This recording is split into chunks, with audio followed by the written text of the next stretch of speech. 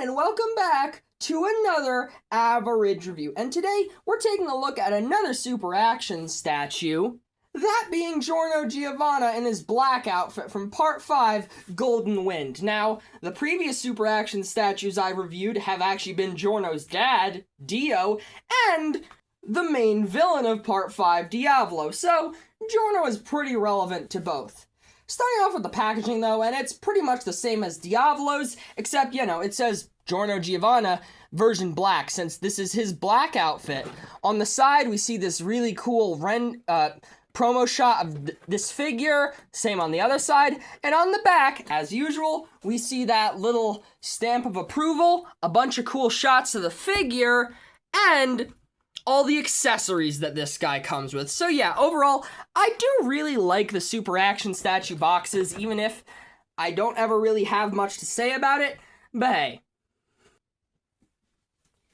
Enough waiting, let's get this Giorno out of the box and start the review. Alright, getting Giorno out of the box, and just like with the other two videos I've made on JoJo figures, there's gonna be spoilers for JoJo's Bizarre Adventure. Mainly Part 5, of course, since this is a figure, well, of that part's main protagonist. Now, this specific outfit and color scheme for Giorno actually is specific to the anime version. At least I'm pretty sure that's where it originated. It's the outfit he wears in the final scene when he's been crowned Dawn of Passion after killing Diavolo over and over and over and over and over again. And I will say, the outfit is done pretty dang well. I mean, just like with the other super action statue figures, there's a fair bit of shading throughout the black outfit, which does look pretty nice. I really like the metallic sort of brass gold color lining the suit. Although I will say some of the lines here on the sides of the chest do seem a bit thin and also sloppy. I will say, though, the ladybugs on his outfit are painted perfectly. I also like how the wings on his little collar are a bit more of a shiny metallic green compared to the green on the ladybugs. That's a nice touch. The checkerboard pattern on the back of his coat does look really nice, and there is actually a lot of detail on his shoes, including the little zipper with the ladybugs on them.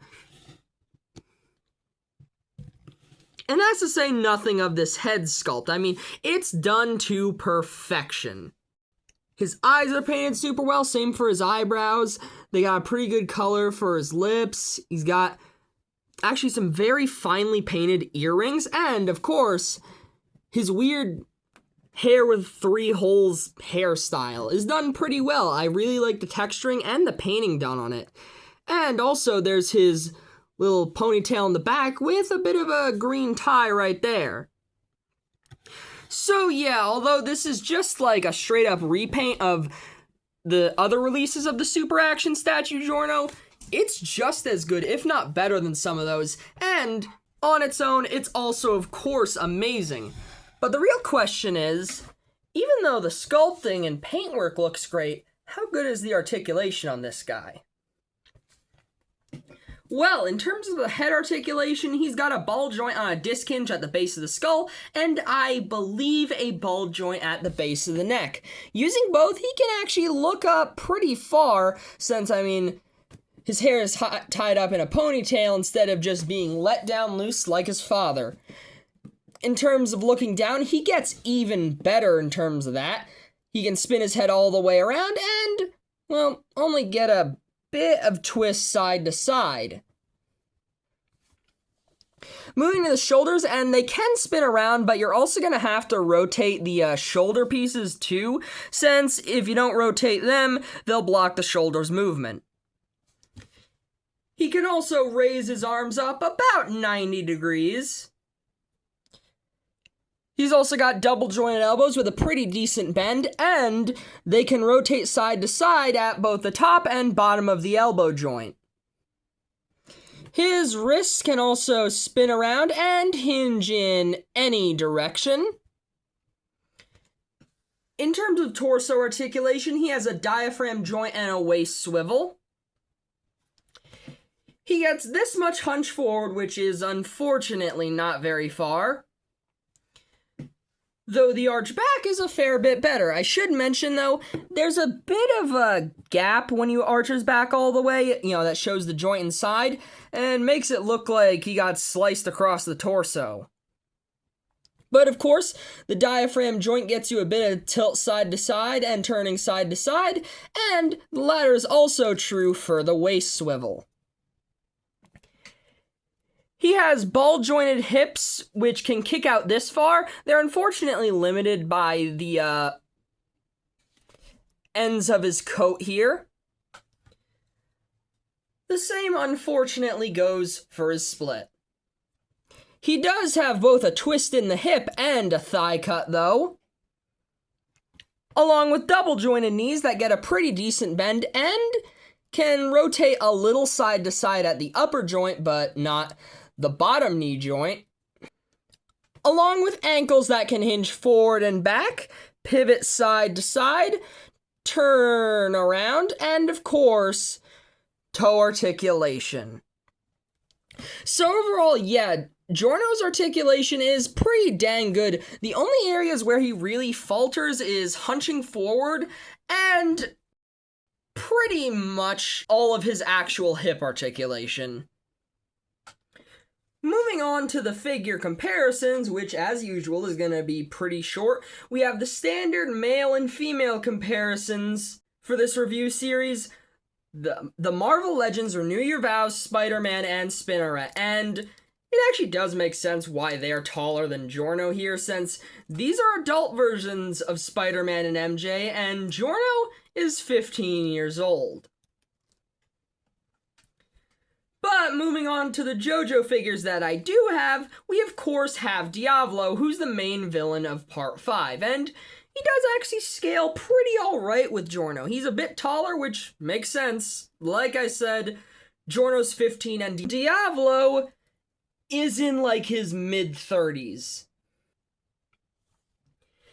And for another main JoJo villain who has very heavy ties to Giorno, we of course have Giorno's father, Dio, from Part 3, and his stand, The World. Now, I did mention in my Dio review that the scaling between different figures from different parts is kinda off, but at the very least, Dio is taller than Giorno. Although his head is definitely smaller in comparison to him. But as is tradition for this review series, here's the super action statue, black-suited Giorno Giovanna with Hit Monkey and Goliath. Now, moving on to the accessories, and I'll say Giorno has some pretty decent ones. In terms of alternate hands, he comes with a tried and true pair of fists. He also comes with a pair of open, relaxed hands, which I really like these ones. They're good for recreating a lot of Giorno's iconic poses. He also comes with a pair of these more flat fist hands, and I'm not really sure what these are for. Diavolo came with one of these, but I understood why he came with one. They were to fit into the Doppio sweater accessory, but with Giorno, I don't really know what these are for. He also comes with this pinching slash accessory holding hand, which we will come back to with one of the later accessories, trust me. I will say, unfortunately, I am missing one of the hands that this Giorno comes with. It's more of a traditional accessory holding hand that would be used to recreate that iconic gang star pose. But I mean, just a regular fist hand, or even this one, actually does work pretty well for, like, just recreating the pose. In terms of heads, he of course comes with this stoic one, which we've been looking at for the entire video. But he also comes with this alternate angry yelling head, which I do think looks really good.